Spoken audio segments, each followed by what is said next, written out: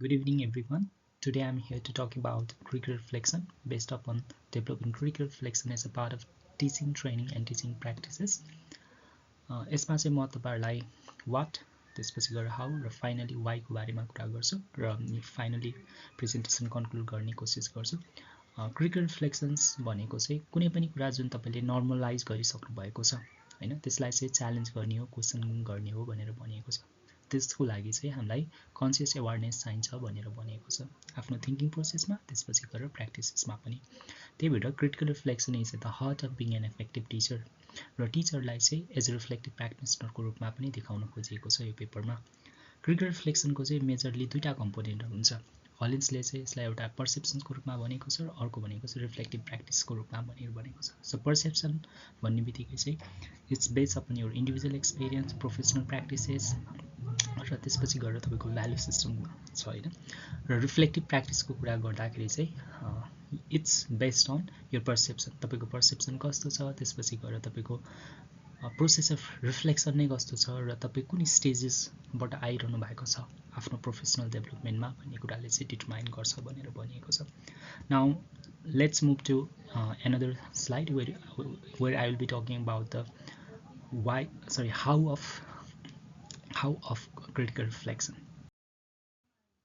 Now talking about the how, यसमा चाहिँ let's first see the theory. डेवीले चाहिँ तीनटा कम्पोनेन्ट्सहरु, तीनटा एटिट्युडको बारेमा कुरा गर्छ। एउटा ओपन माइन्डेडनेस भनेको your open to multiple perspective, responsibility यानी एकाउन्टेबिलिटीको कुरा गरेको छ। फाइनली होल हार्टेडनेस यानी विलिङ टु टेक रिस्क र त्यसपछि कमिटमेन्टको कुरा गरेको छ।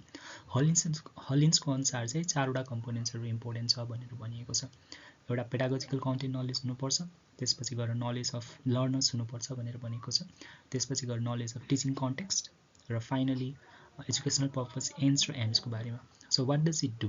यसले चाहिँ के गर्छ भन्दाखेरि a realistic assessment of this components allow teachers to be aware of their own strength, weakness र पर्सेप्सन्सको बारेमा भनेर भनेको छ।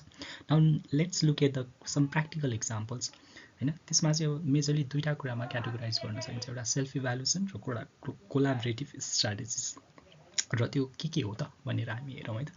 जस्तै क्लासरुमको केसमा चाहिँ रिफ्लेक्टिभ प्र्याक्टिसेसहरु गर्न सक्नुहुन्छ।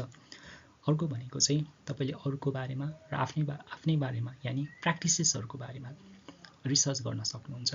अर्को भनेको चाहिँ revaluation of your roles and मेथड्सहरु हैन। तपाईको पेडागोजिकल मेथड्स होला अथवा फिलोसोफिकल एजम्पसन्सहरु होला, त्यसलाई चाहिँ रिभ्यालुएट गर्नुपर्ने हुन्छ। अर्को भनेको चाहिँ लर्निङको one of the important phases भनेको अनलर्निङ। किन भन्दाखेरि चाहिँ to respond to the current and future निड्सको लागि। र अर्को भनेको चाहिँ एकाउन्टेबिलिटी इज भेरी इम्पोर्टेन्ट।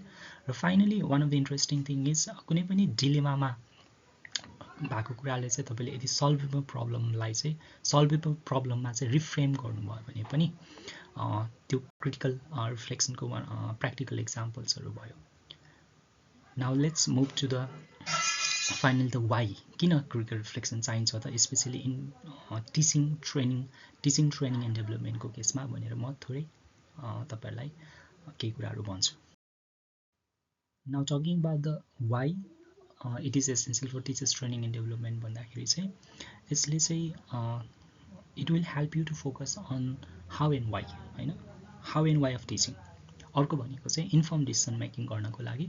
र फाइनली तपाई यसले अर्को हेल्प गर्ने कुरा भनेको चाहिँ म्याक्सिमाइज योर लर्निङ हैन, किनभने you are open to multiple perspective भनेको तपाईले सर्फेस लेभलमा अथवा ब्रेथ वाइज मात्र हैन कि डेप्थ वाइज पनि लर्निङलाई म्याक्सिमाइज गर्न सकिन्छ। र on top of that I want to add something. Critical reflection चाहिँ मलाई लाग्ने कुरा चाहिँ आई थिंक एम्फेथेटिक पनि बनाउँछ हैन, एम्फेथी डेभलपमेन्ट पनि गर्छ, यानी ह्युमन एलिमेन्ट पनि लिएर आउँछ जस्तो लाग्छ। Finally if you want to be conclude गर्दाखेरि चाहिँ if you want to become a good teacher, जसको लागि चाहिँ you have to be interested in teaching, aware of the possibilities and the personal satisfaction it can give हैन, if it is taken seriously। र त्यसको लागि चाहिँ I think critical reflection चाहिँ one of the important component हो जस्तो लाग्छ मलाई। सो त्यति भन्दै I want to end my presentation here. So thank you.